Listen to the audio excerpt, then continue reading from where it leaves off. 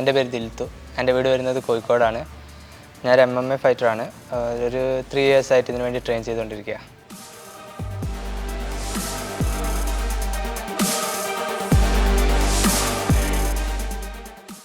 ഇപ്പം ഞാനിവിടെ ട്രെയിനറായി നിൽക്കുന്നുണ്ട്.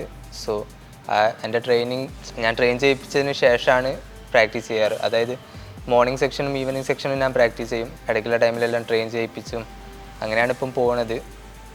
ഗ്യാപ്പ് കിട്ടുമ്പോഴൊക്കെ പ്രാക്ടീസ് ചെയ്യാനും അല്ലാത്ത സമയത്ത് ട്രെയിൻ ചെയ്യിപ്പിക്കുകയും ചെയ്യുന്നുണ്ട്. സോ ഇതൊക്കെ ചെയ്യുന്നത് എന്തിനാണെന്ന് വെച്ചാൽ എനിക്ക് ഒരു അൾട്ടിമേറ്റ് ഗോളുണ്ട്. ഒരു നാഷണൽ ലെവൽ ഫൈറ്ററെങ്കിലും ആയിത്തീരുക എന്നുള്ളൊരു ഗോൾ. അതിൻ്റെ മേലോട്ട് പോവുകയാണെങ്കിൽ ഒരുപാട് സന്തോഷം.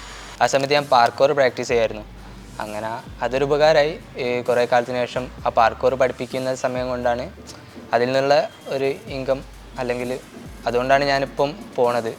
സ്റ്റാർട്ടിങ് കുറച്ച് സ്ട്രഗിളൊക്കെ ഉണ്ടാവും. എന്നാലും അതെന്താ പറയുക, അത് ഡ്രോപ്പ് ചെയ്യാതിരിക്കുക.